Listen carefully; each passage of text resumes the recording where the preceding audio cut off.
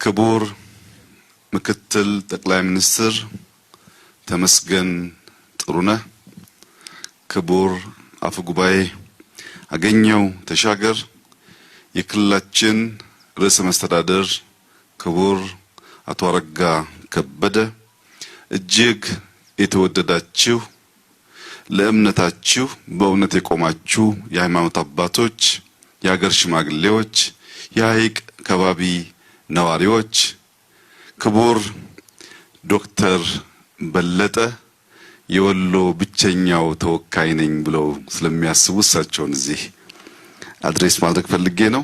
ፕሮፌሰር ብርሃኑ ነጋም በእኛ መካከል አሉ።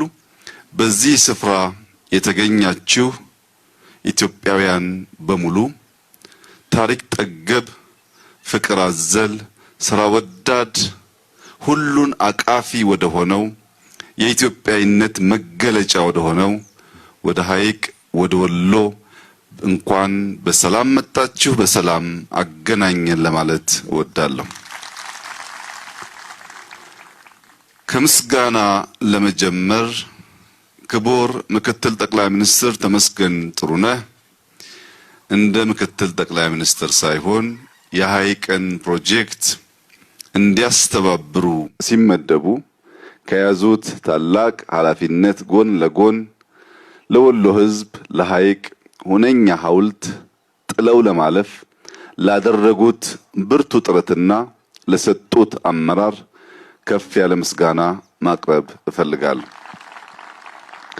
እንዲሁም ወጣቱ ኢንጂነር ንጋት በጎርጎራ ያሳየውን ብቃት እዚህ በሐይቅ መድገም በመቻሉ አንድ ምርጥ ፕሮጀክት ቢመራ ሙያተኛ ማፍራት በመቻላችን ለነበረው ጥረት ላስገኘው ውጤት ለስራው ጥራት ንጋትንም እንዲሁ ማመስገን እፈልጋለሁ። የኢትዮጵያን ነጻነት የኢትዮጵያን ሰላም ለማጽናት በላይ ዘለቀ ከተዋደቀበት ከባቢ የኢትዮጵያን ልማት የኢትዮጵያን ብልጽግና ለማረጋገጥ በላይነህ ክንዴ በመፈጠሩና እንዲህ ለቃሉ ታማኝ ሆኖ ወንድሙ ለሰላም ለነጻነት ያደረገውን ተጋድሎ እሱ ለልማት ለብልጽግና መድገም በመቻሉ በላይነህ ክንዴን እጅግ አድርጌ ማመስገን እፈልጋለሁ። ገበታ ለትውልድ የሚጣል አሻራ ነው። የሐይቅ ሪዞርት ዛሬ ላለነው ለኛ ምንም አይደለም። ነገ ሐይቅ ስትለወጥ ትውልድ ሲነሳ ብልጽግናን ሲጎናጸፍ ይህንን ሐውልት እንደ መነሻ ነጥብ ያስታውሰዋል። ገበታ ለትውልድ የተባለበትና የተመረጡ ስፍራዎችን አስተውላችሁ መታዘብ ከቻላችሁ ጎርጎራ በጣና ሐይቅ ባሉ ገዳማት ታሪክ ጠገብ አብያተ ክርስቲያናት፣ ገዳማት፣ መጻሕፍት ያሉበት ከባቢ ነው። ያንን ከባቢ ገልጦ ለማሳየት ጎርጎራ ጠቃሚ ነበር።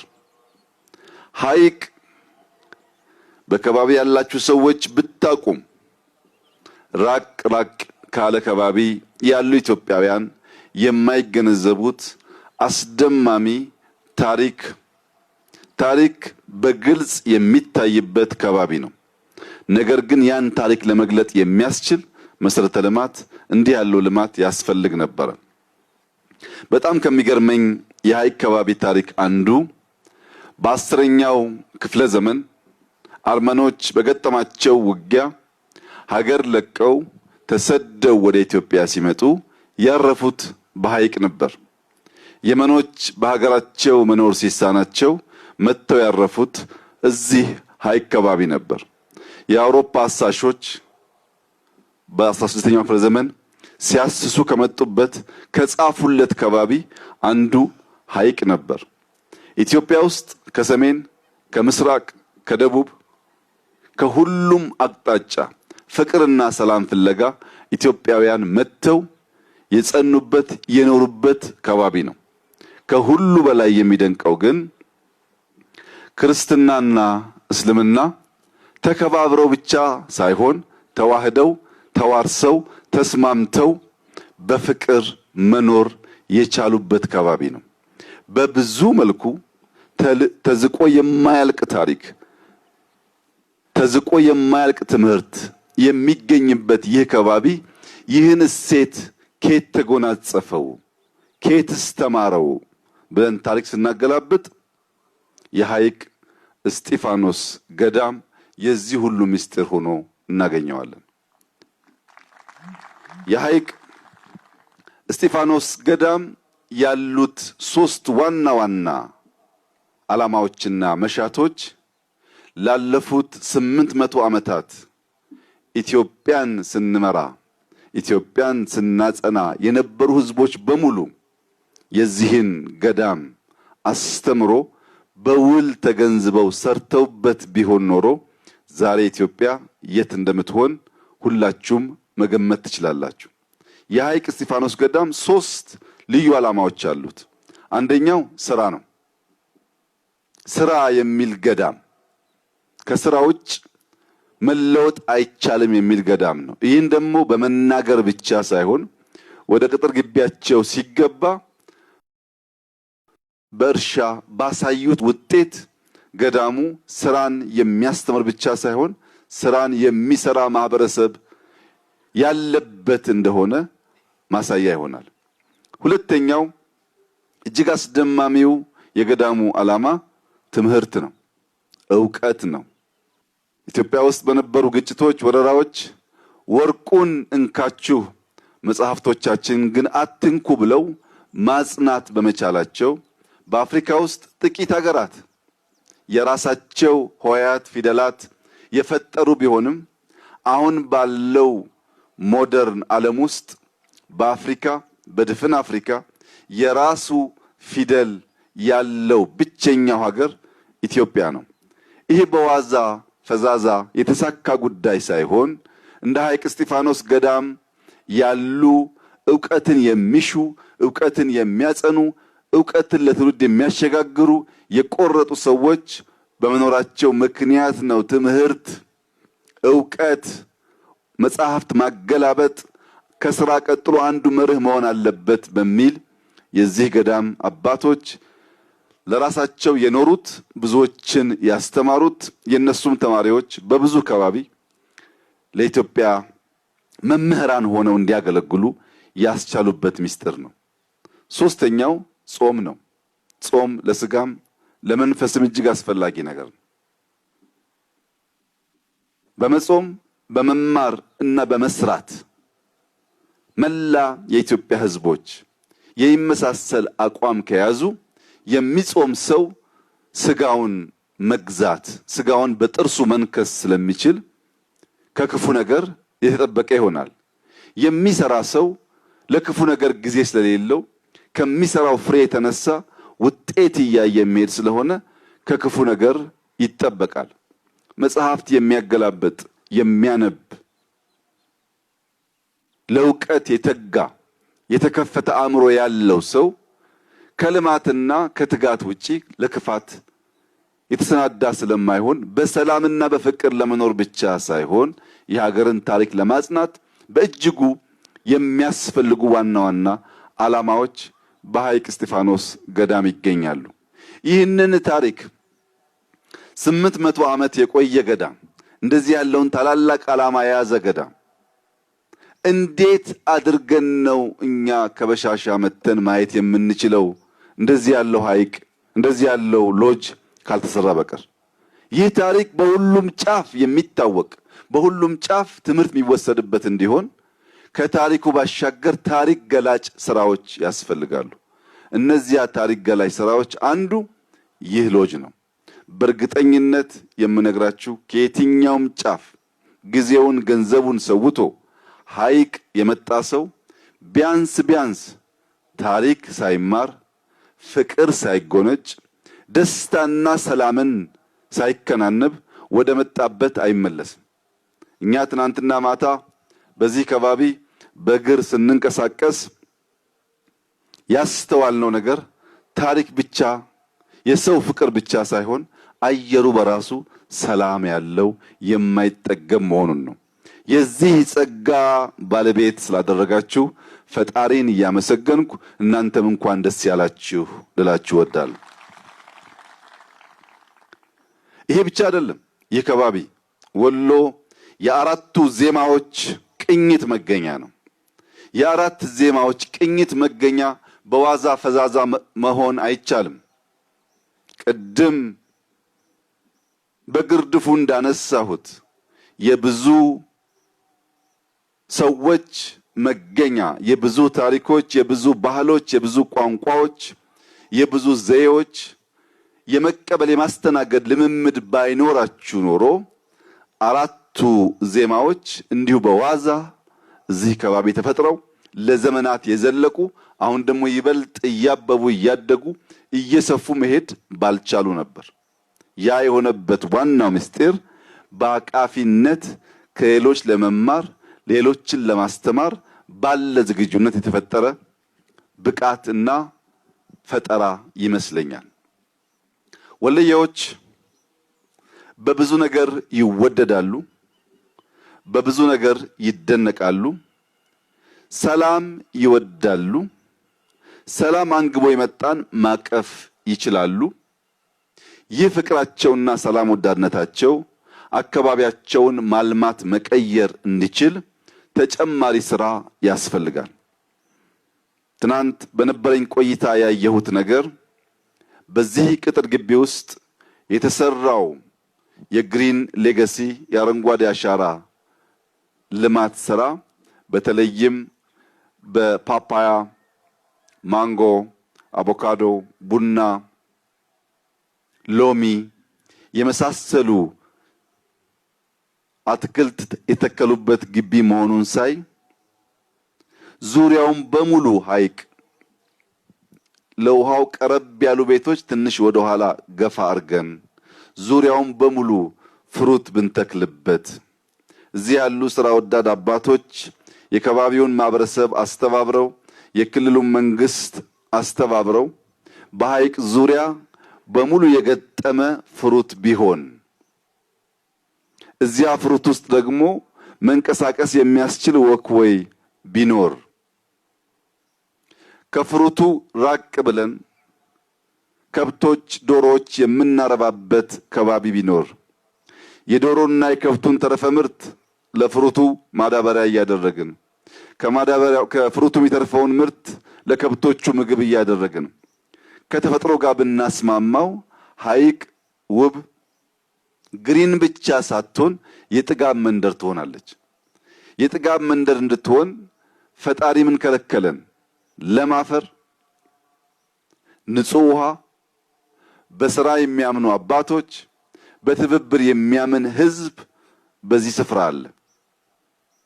ይህንን አስተናስለን አሁን በሰራነው ሳንረካ ቀጣዩን ምዕራፍ በጋራ ብንጀምር ሐይቅ ለብዙዎች የታሪክ ብቻ ሳይሆን የውበት መገኛ ስለምትሆን ላይክ እስጢፋኖስ አባቶች ለሼኮች ያለኝ መልእክት የከባቢው ህዝብ እናንተን ስለሚሰማ አናስተኛው። ጥቂት ተኝቶ ብዙ የሚሰራ ቢሆን ለልጆቹ የለማ ያማረ የተተፈረፈን ከባቢ ጥሎ ማለፍ ስለሚችል መንግስት በሁሉም በሚቻለው መስክ ከጎናችሁ ይሆናል። ይህንን ከባቢ ቢያንስ በፍሩትና በከብት በመቀየር የጥጋብ ምልክት ለማድረግ ተባብረን በጋራ እንድንሰራ ይህ ፕሮጀክት የተሰራው በገበታ ለትውልድ የግሉ ባለሀብት መንግስትን አምኖ ባዋጣው ገንዘብ ነው።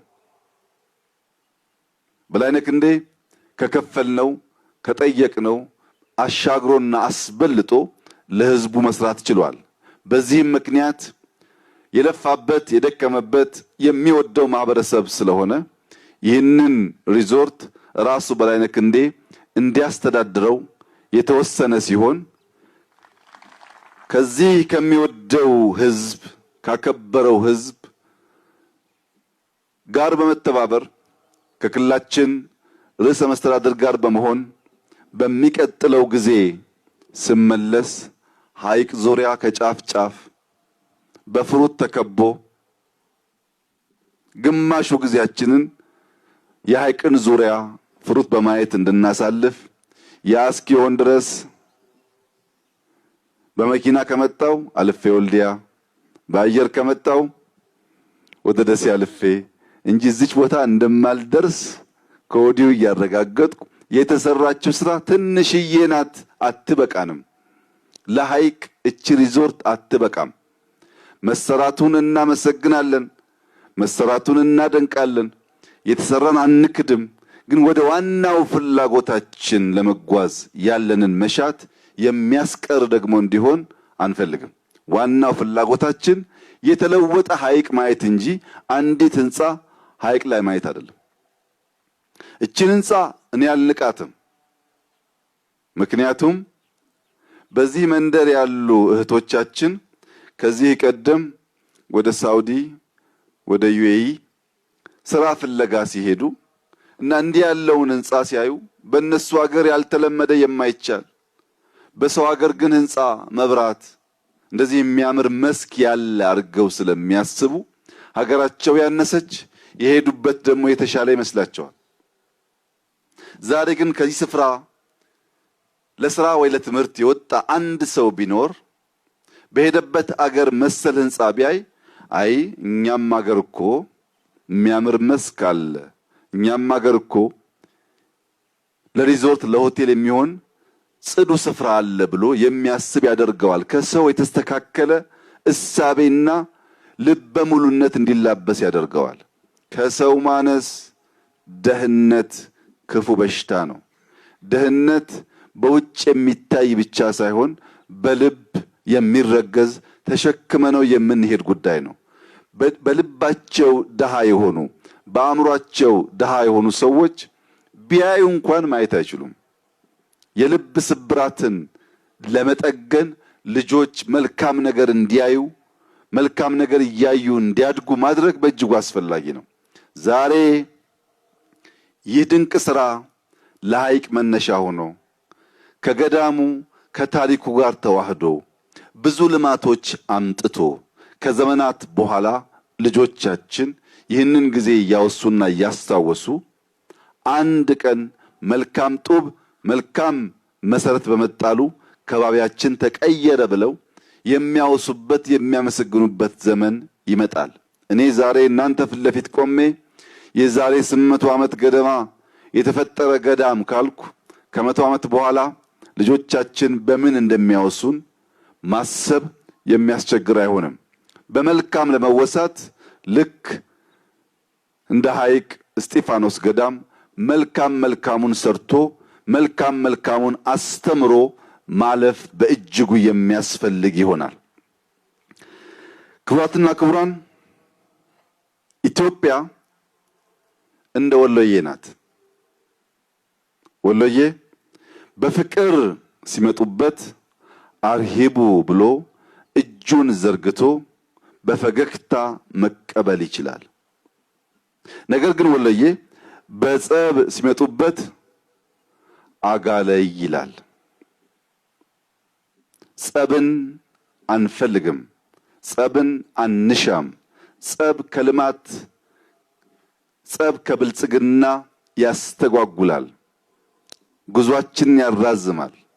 ምንፈልገው እንደወሎዬ በፍቅር የመጣውን አርሂቡ ብለን እጃችን ዘርግተን ስቀን በፈገግታ መቀበል ማጉረስ ነው። ነገር ግን ኢትዮጵያውያንንና ደማችን ውስጥ አለና በጸብ ከመጡብን ደግሞ አጋለይ እንደወለየ ማለታችን አይቀሬ ነው። በዚህም ምክንያት ጠላቶቻችን ስንስቅና ስንሰራ የደማችን ክፋይ ነውና ለአርሂቡ ዝግጁ መሆናችንን እንድታቁ፣ ስንጎነተልና ስንነካካ ደግሞ ኢትዮጵያውያንንና አጋለይ ማለት እንደምናቅበት እንድትገነዘቡ ከዚህ ሰላም ወዳድ ሕዝብ ፊት በመሆን መልእክት እያስተላለፍኩ ወሎዬዎች፣ የሐይቅ ሰዎች፣ ፈገግታ የማይለያችሁ ፍቅር የተሞላችሁ ሁሉም በማቀፍ የምትታወቁ እቺ ጅምር ስራ መልካም ጅማሮ ነችና ተባብረን እናስፋት። ያማረ የበለጸገ ወሎዬን በጋራ እንፍጠር። የሚሰደዱ ልጆች በሀገራችን ቀርተው የሚሰሩ እናድርግ። የኢትዮጵያን ብልጽግና እውን ለማድረግ የምንተጋ የምንለፋ የምንጓዝበት መንገድ አንጥረን ለይተን የምናቅ ለዚያም የምንተጋ እንድንሆን አደራ እያልኳችሁ በነበረኝ ቆይታ ላሳያችሁኝ ፍቅርና አክብሮት እጅግ አድርጌ እያመሰገንኩ ፈጣሪ ኢትዮጵያና ሕዝቦቿን ይባርክ። ጊዜያችሁ የሰመረ ይሁን። ተከናወኑ። እጅግ አድርጌ አመሰግናለሁ።